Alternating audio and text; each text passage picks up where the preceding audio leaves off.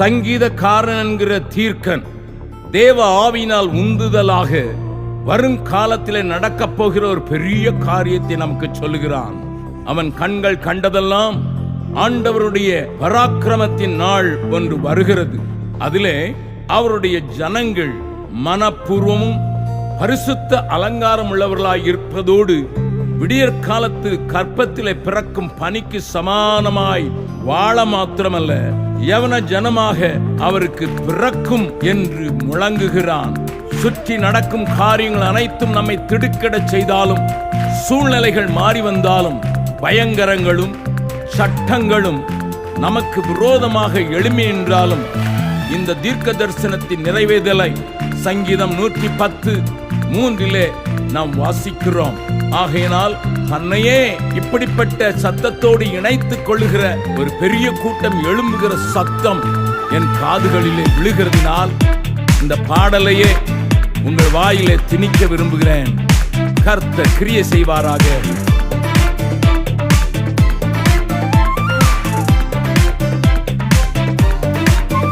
தேவசேனை ஒன்று எழும்புகிறதே, உந்தன் சேவை கண்டு கிளம்புகிறதே. தேவசேனை ஒன்று எழும்புகிறதே, உந்தன் சேவை கண்டு கிளம்புகிறதே. பரக்கிரம நாட்கள் இதுவே, யவன ஜனம் வெளிப்படுதே. பரக்கிரம நாட்கள் இதுவே, யவன ஜனம் வெளிப்படுதே.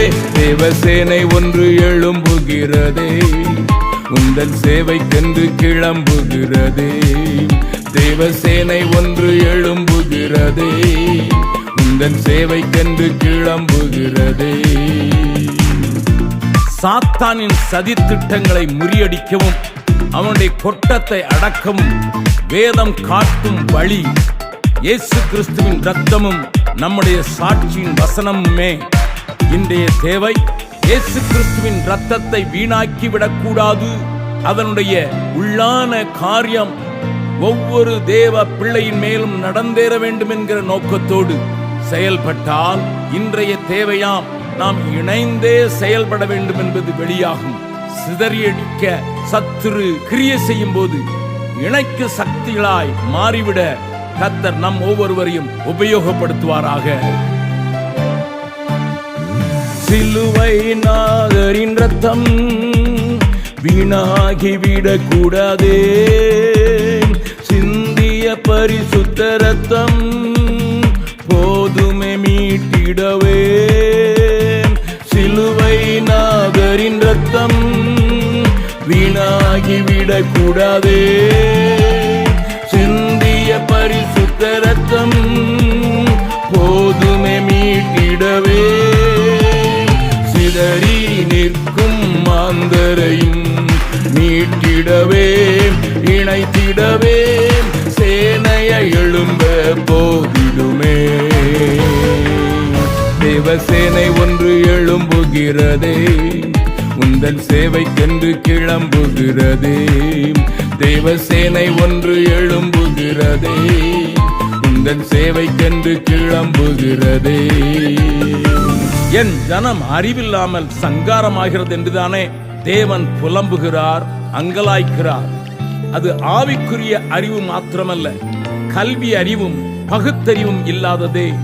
அதை நாட்டிலும் பார்க்கலாம், பட்டணத்திலும் பார்க்கலாம், காட்டிலே வாழும் ஆதிவாசிகளின் மத்தியிலும் பார்க்கலாம்.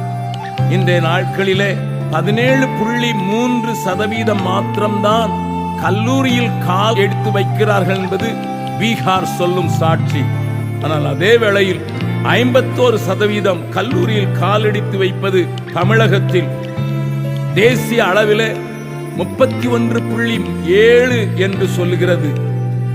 இந்தியாவில் நம்முடைய கல்வி அறிவின் திறமை 34வது இடத்தை பெற்றிருக்கிற என்கிற கண்ணீர் விடும் காட்சி நமக்கு தெரியும்.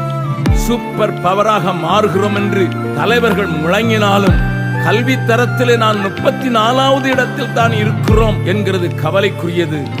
அதற்கு காரணம் தங்களுடைய வாழ்க்கையை மேம்படுத்திக் கொள்ளவே அநேகர் கற்றவர்கள் அதை சம்பாத்தியத்திற்காக மாத்திரம் உபயோகப்படுத்த ஆரம்பித்து விட்டார்கள். கல்லாமையில் தன்னை சுற்றியிருக்கும் மக்களை குறித்த கரிசனையின்றி அவர்களுக்கும் எதையாலும் செய்துவிட வேண்டும் என்கிற துடிப்பு உண்டானால் இந்த நிலையை நாமே மாற்றிவிடலாமே.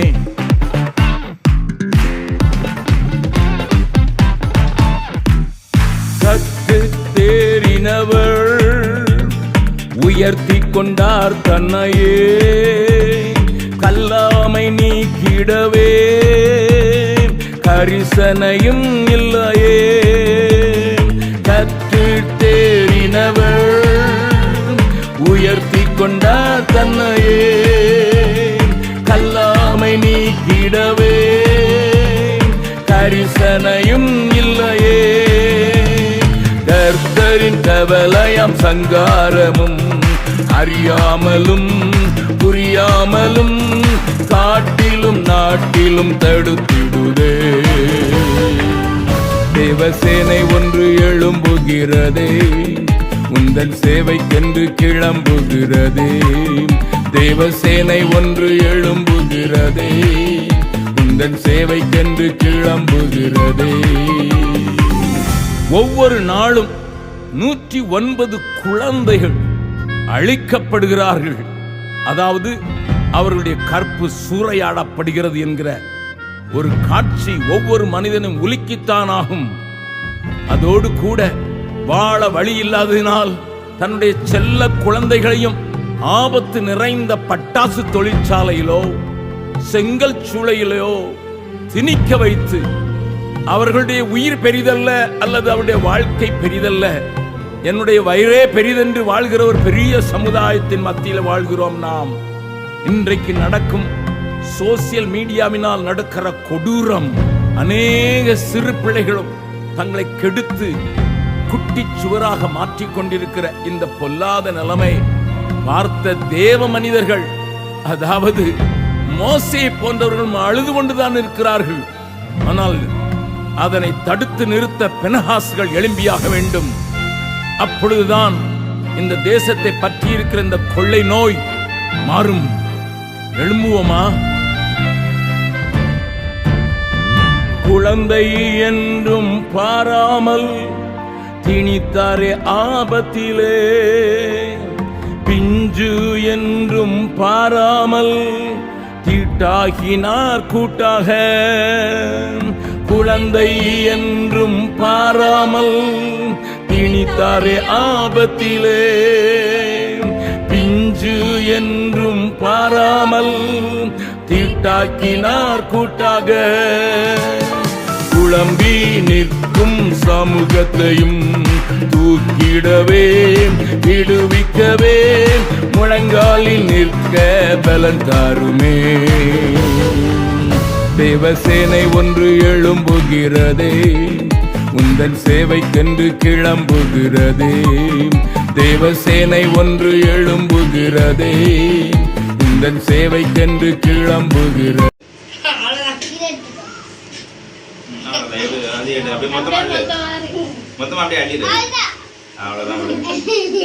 ரட்சிக்கப்பட்டேன் என்று சொல்லுகிறவர்களுடைய அலங்காரம் தங்களை தாண்டி குறைவோடு இல்லாமையிலே தவித்து இயலாமையிலே புகுத்தப்பட்டிருக்கிற பிறர் மேல் உண்டாகிற கரிசனையில் வெளிப்பட வேண்டுமே. கிரியை இல்லாத விசுவாசம் செத்ததாயிருக்கிறதே. இந்த நாட்டிலே 4 ஒருவர் ஏழையாம், இதை அரசாங்கமே சொல்லுகிறது. ஆனால் நான் வாழ்கிற பீகாரிலோ அது 52%. அதாவது 2 மனிதனிலே 1 மனிதன் ஒரு நேர சாப்பாட்டுக்காக போராடுகிறான். என்ன செய்கிறோம்? எத்தனை பணம் நம்முடைய அலங்கார ஆடம்பர வாழ்க்கையில வீணடிக்கப்படுகிறது. அலங்கார ஹோட்டல்களிலே வீணாகும் சாப்பாடை மாத்திரம் எடுத்தால் இந்தியாவை 3 முறை போஷித்து விடலாமாம். ஐயா, ஆண்டவரை அறிந்திருக்கிற உனக்கு அவருடைய அன்பின் தொனி கேட்காதோ? அது உன்னிலே புரண்டோடாதோ?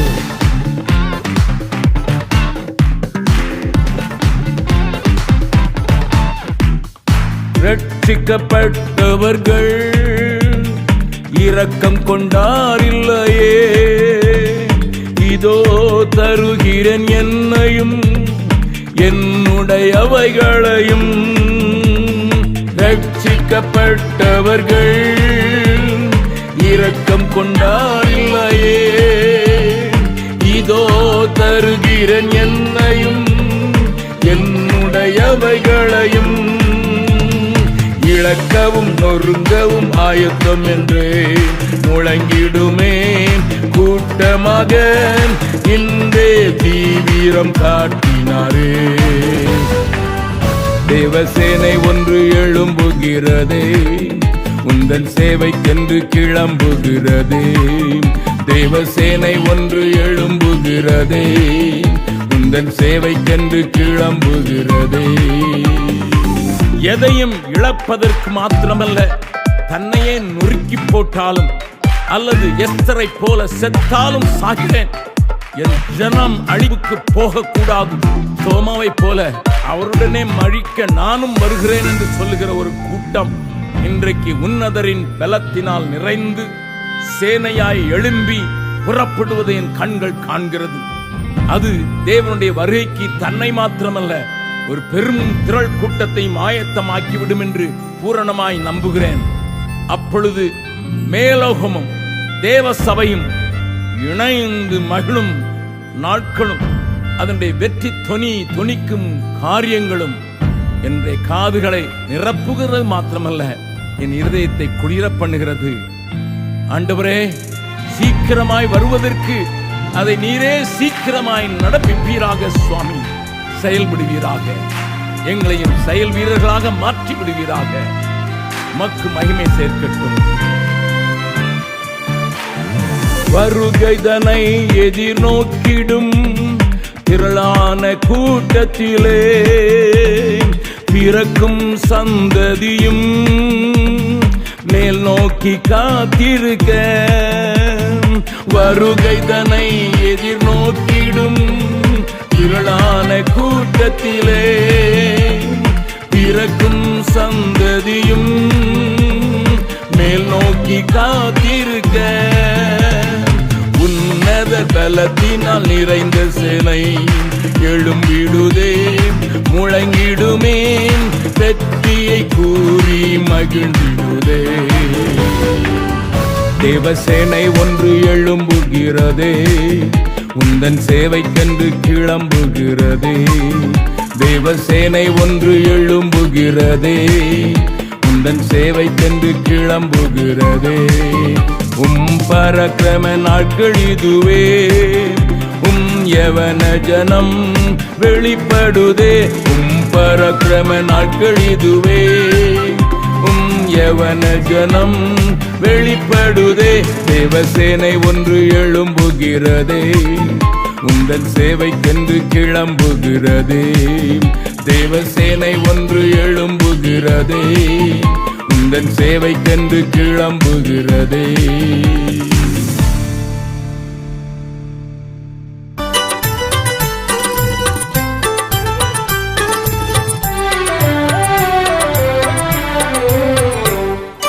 மந்தையில் சேரா ஆடுகளே, எங்கிலும் கோடி கோடி உண்டேன்.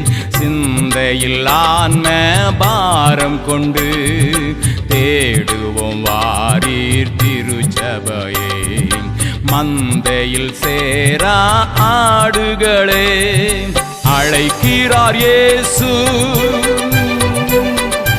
அவரிடம் பேசு, நடத்திடுவார்.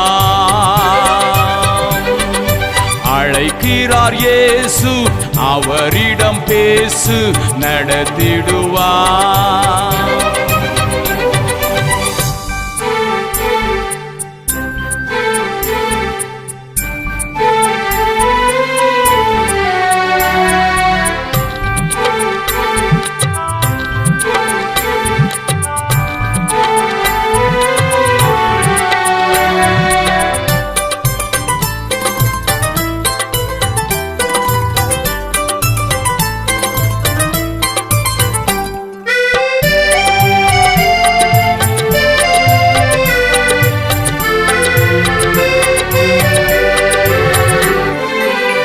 நாடுகளில் பல நாடுகளில் என் ஜனம் சிதறுண்டு சாகுவதா காடுகளில் பல நாடுகளில் என் ஜனம் சிதறுண்டு சாகுவதா பாடுபட்டேன் அதற்காகவுமே தேடுவார் யார் என் ஆடுகளை பாடுபட்டேன் அதற்காகவுமே தேடுவார் யார் என் ஆடுகளை அழைக்கிறார் இயேசு அவரிடம் பேசு நடத்திடுவார் அழைக்கிறார் இயேசு அவரிடம் பேசு நடத்திடுவார்